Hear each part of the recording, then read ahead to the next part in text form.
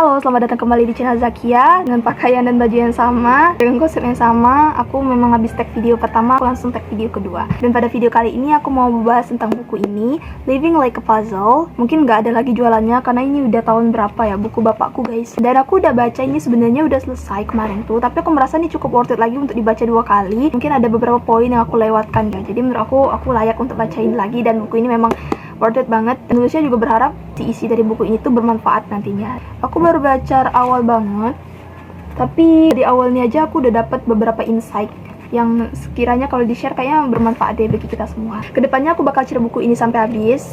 Jadi ada beberapa session nanti untuk bahas satu buku ini aja, dan aku bakal bahas detail beberapa pelajaran dari buku ini. Buku Living Like a Puzzle karya Irawan Senda. Ini beneran buku yang bagus banget, relatable juga sama kita generasi muda sekarang. Kita tuh nggak tahu tujuan hidup kita itu mau kemana dan kayak gimana. Kita tuh kan kayak generasi muda zaman sekarang tuh keras aja hidup kita tuh ya udah ngalir aja gitu. Toh pada akhirnya semuanya udah terjamin gitu kan. Toh pada akhirnya kita nggak terlalu harus gimana-gimana karena kan semuanya udah ada, udah tersedia. Kita juga lagi di fase dimana krisis identitas, dimana kita tuh nggak tahu mau kemana, arah hidup kita itu gimana, kita pada akhirnya ingin jadi manusia seperti apa. Nah, di buku ini semuanya tuh terjawab, segala keraguan kita tentang tujuan hidup kita itu gimana sih, puzzle kehidupan kita itu gimana. Ini ada quote bagus banget menurut aku, jangan pernah terjebak dengan statement hidup mengalir bagai air, karena air yang mengalir belum tentu mengalir ke tempat yang baik. Mari kita bahas dari kalimat ini. Ini bener banget. Kan orang-orang selalu bilang kan tentang ya udah hidup tuh ngalir aja bagai air. Ya pada akhirnya kan hidup kamu tuh akan mengalir gitu, nah bagai air. Tentang hidup tuh ya padanya, ngikut arus, nggak punya tujuan dan nggak punya prinsip, nggak punya rencana. Jadi ya kayak hidup aja mengalir bagai air gitu, mengurangi stres gitu. Kita percaya dengan yang di atas gitu nah. Tapi sebenarnya konsep ini tuh disalahartikan. Tuhan tuh memang udah punya konsep tentang kehidupan kamu, tapi pada akhirnya yang menentukan arah aliran hidup kamu ya kamu sendiri gitu. Nah, dijawablah di buku ini, jangan pernah terjebak dengan statement hidup mengalir bagai air, karena air yang mengalir belum tentu mengalir ke tempat yang baik. Jadi Allah tuh emang udah bikin alur hidup kamu gini, pada akhirnya kamu gini, takdir kamu tuh pada akhirnya gini. Tapi yang nentuin nasib kamu, perjalanan hidup kamu, semua rezeki dan keberuntungan kamu, itu semuanya kamu yang harus jemput, kamu yang harus cari aliran itu kemana, potongan puzzle-puzzle itu di mana, dan gimana caranya agar ini tuh nyatu gitu, sampai akhirnya ketemu takdir yang udah ditentukan. Kita tuh nggak boleh yang cuma sekedar ya udah sih nanti gue di kamar aja gitu, toh kan rezeki akan datang, kan rezeki udah diatur. Iya, tapi kan pada akhirnya kamu tetap harus cari cara gimana rezeki itu mendatangimu, gimana caranya kamu itu menjemput rezeki tersebut. Nggak cuma sekedar di kamar doang atau cuma di kelas doang, kamu harus keluar gitu. Nah, kamu harus explore, kamu harus cari, kamu harus jemput rezeki kamu itu. Begitupun dengan tujuan hidup kamu. Kalimat kedua di buku ini, kehidupan adalah kesetiaan terhadap tanggung jawab. Benar, aku tuh selalu percaya gini ya, aku udah memutuskan untuk hidup, berarti ada suatu hal yang istimewa yang aku tuh pengen dapatkan dalam kehidupan ini, yang pada akhirnya aku tuh menerima semua konsekuensi dari aku lahir di dunia ini. Dan disinilah jawab, kalau kehidupan itu adalah kesetiaan kamu dan tanggung jawab kamu. Kalian yang merasa nggak sanggup untuk hidup, atau merasa hidup kalian itu nggak ada artinya, orang ngerasa hidup kalian itu nggak ada maknanya, ingat guys, kalian udah memutuskan untuk hidup, berarti kalian tuh tahu apa yang pengen kalian dapatkan di dunia ini. Tinggal kalian lagi-lagi jemput dan cari hal apa sih yang sebenarnya kalian pengenkan dalam hidup, sampai akhirnya kalian itu memutuskan untuk hidup. Kehidupan itu tentang kesetiaan dan tanggung jawab kamu akan kehidupan kamu nantinya. Kalimat ketiga yaitu tentang kerjakan apa yang kamu bisa sekarang dan jangan menundanya. Waktu awal-awal mulai konten, aku tuh bener-bener nggak percaya diri akan diriku. Ya ngapain sih kayak aku mulai konten gitu kan, kayak aku bisa lakuinnya nanti, atau aku bisa lakuin konten ini nanti pas aku punya iPhone gitu, atau aku punya device yang bagus, atau aku punya lighting gitu, tunggu aku punya microphone deh, atau aku tunggu memoriku nggak penuh deh, dan lain sebagainya. Tapi aku sadar ketika aku jadikan hal itu alasan untuk menunda-nunda, ketika aku menjadikan sesuatu itu sebagai rintangan dan halanganku, aku nggak akan pernah bisa maju. Gak ada yang bikin pergerakan dari dirimu kecuali dirimu sendiri gitu.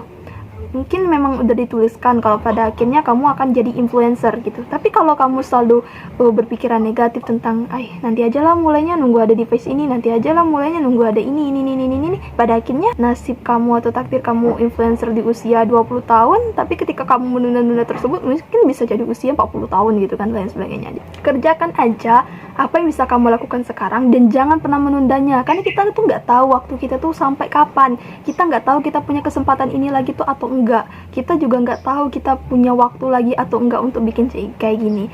Menurutku mulai aja dulu, walaupun itu rasanya sakit, walaupun itu rasanya nggak enak, walaupun semuanya gagal. Saat pertama semua nggak ada yang berhasil.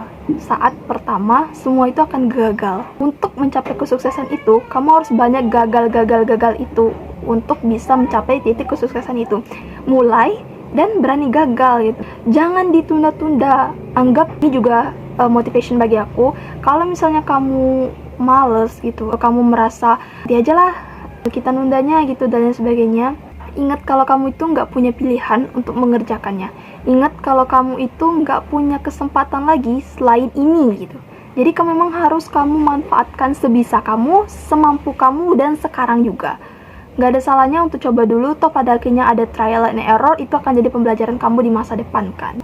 Ini juga kalimat keempat dari buku ini. Selalu ada harga untuk sebuah kepantasan. Selalu ada harga untuk sebuah kepantasan. Nah, ketika kamu udah merasa cukup pantas untuk melakukan sesuatu di luar zona nyaman kamu, misalnya kayak ini nih, tag video konten gitu, kamu udah cukup pantas, kamu pakai pakaian pantas, kamu menyampaikan materi yang pantas, gaya dan bicaramu juga udah cukup pantas. Terus apalagi yang perlu kamu pikirkan? Selalu ada harga dari sebuah kepantasan. Ketika kamu udah merasa cukup pantas untuk menampilkan sesuatu, ketika kamu udah cukup pantas untuk berbagi sesuatu, nggak apa-apa, pasti tetap ada aja orang-orang yang bakal menghargai harga kepantasan kamu tersebut.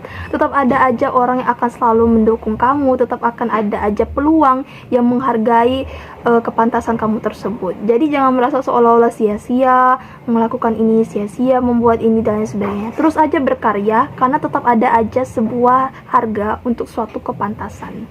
Dan ikhlas adalah kunci kebahagiaan. Hidup adalah pelatihan. Lihatlah, dengarlah, dan rasakanlah.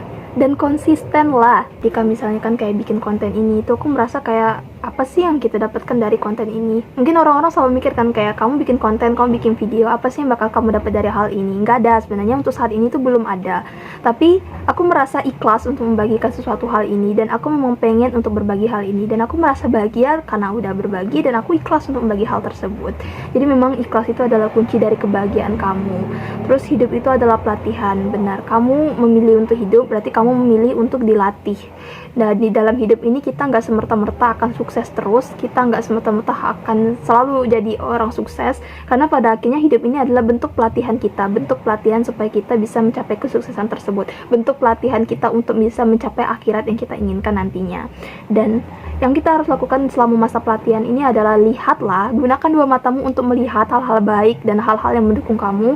Dengarkanlah hal-hal yang mendukung kamu, dengarkanlah kritikan-kritikan positif yang membangun kamu, bukan kritikan-kritikan atau cuma orang-orang yang worth it untuk didengarkan gitu. Yang ketiga, rasakanlah hal-hal dan semangat insting kamu itu ditulis, dan rasakanlah itu memang mungkin ide atau hidayah itu dari Tuhan yang telah diberikan sama dia. Rasakanlah apa yang pengen kamu rasakanlah sesuatu itu, dan konsistenlah dalam menjalankan hal tersebut. Konsisten, karena ini juga reminder bagi aku dan kamu mungkin juga. Konsisten, apapun yang kamu pengen lakukan, mau cemerlang apapun ide kamu, kalau kamu nggak konsisten menjelaskannya, ya bakal percuma. Jadi kamu harus konsisten dalam menjalankan apa yang pengen kamu kerjakan. Oh ya, ini baru cover doang, dan udah sekeren ini kata-katanya, yang menurut aku akan suatu saat di masa depan nanti akan aku denger lagi tentang bahas buku ini, tentang cover ini, bener-bener keren banget. Nanti selanjutnya kedepannya aku akan bahas selanjutnya buku ini.